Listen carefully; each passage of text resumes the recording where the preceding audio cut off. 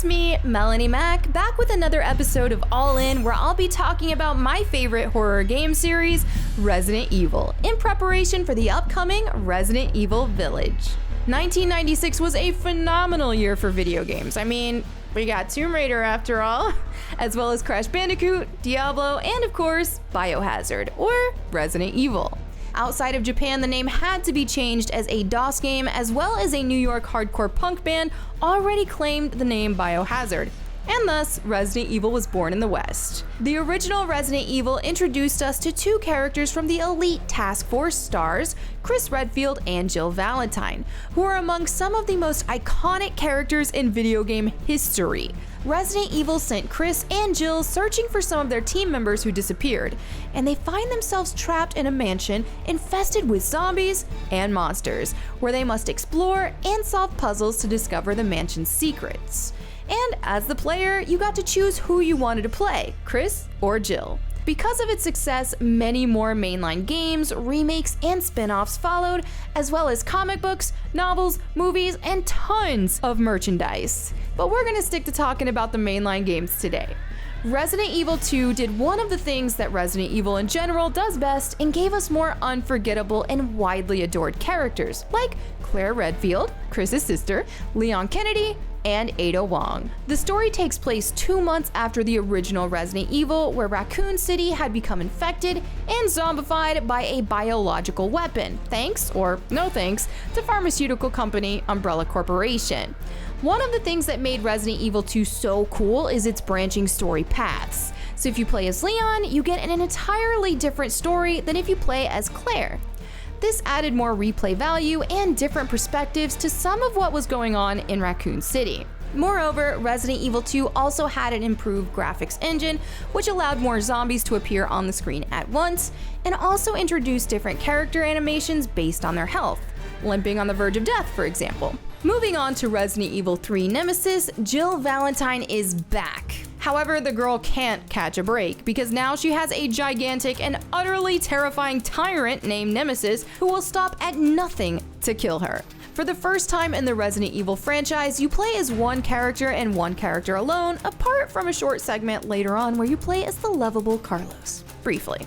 Resident Evil 3 introduced a dodge move as well as a quick turn ability, and while Resident Evil 1 and 2 had a bit more of a slower pace, focusing heavily on puzzles, Resident Evil 3 Nemesis definitely put more focus on the action-packed side of things.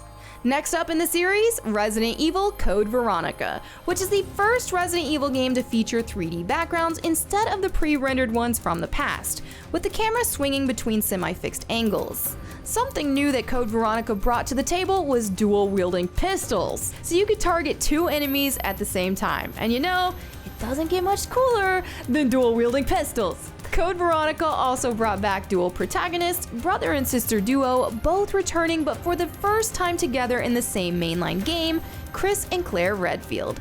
The story takes place 3 months after the events of Resident Evil 2 and 3. Yeah, a whole lot has happened in the span of less than a year already. This time around, the story moves from Raccoon City to Rockford Island, where siblings Claire and Chris are searching for each other. Resident Evil 0 followed and serves as a prequel to Resident Evil, this time introducing protagonists Rebecca Chambers and Billy Cohen as they explore an abandoned Umbrella training facility.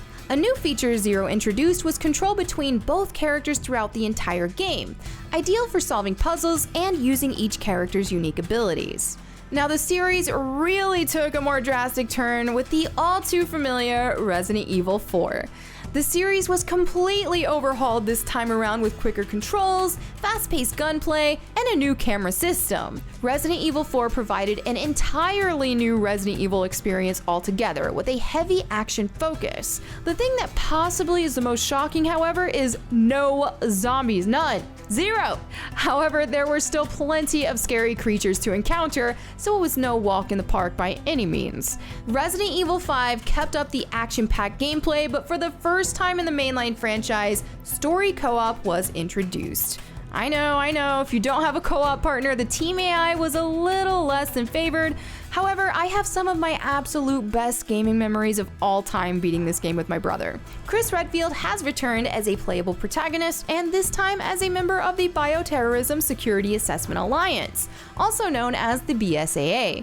But he's not alone, as he partners with my favorite Resident Evil character, Sheva Alomar from the BSAA West African branch. Now, as we know, Resident Evil has been nothing less than spectacular with its characters, and in Resident Evil 6, we see and play as a lot of them.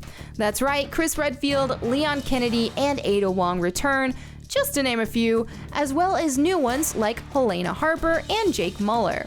While playing as one or two characters had previously been the norm, this time around there were a whopping 8 playable characters.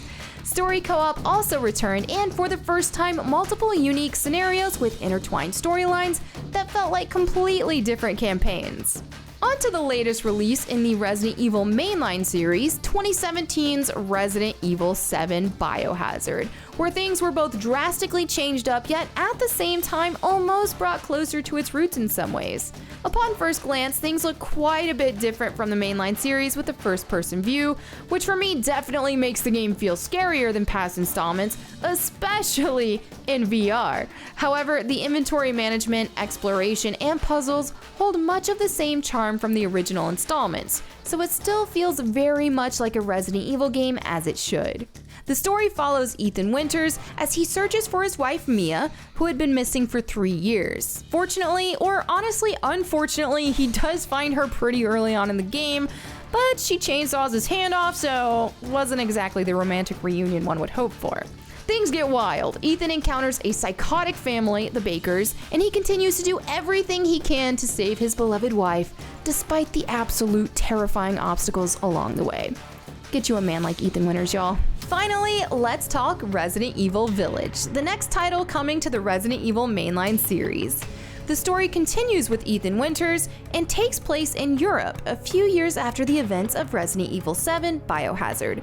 Chris Redfield makes a return, but honestly, I'm kinda scared at what capacity because he doesn't seem to be acting like his old heroic self this time around. In terms of gameplay, the first-person perspective is returning from Resident Evil 7 Biohazard, and there are even werewolf-like enemies that can hunt you in packs. As if Resident Evil zombie dogs in general weren't challenging enough, these creatures should be menacing. There's not a whole lot of information on Resident Evil Village just yet, and honestly, I'm pretty happy with Capcom regarding that because this story seems to be intense and best experienced as fresh as possible. All I know is that I'm ready to see 2021 become a lot more frighteningly fun once this game drops. And that's it for this spooky episode of All In. I just covered the mainline series in this episode, but there are tons of spin-offs from online games to mobile to episodic story-based and much more, like 2 Netflix series and a manga coming soon. Clearly the world can't get enough of Resident Evil, and I look forward to all the more there is to come. Thank you all for watching. If you would like to follow me, you can do so on Twitter, Instagram, Twitch, YouTube, and Facebook at Melonie Mac. I'll catch you next time.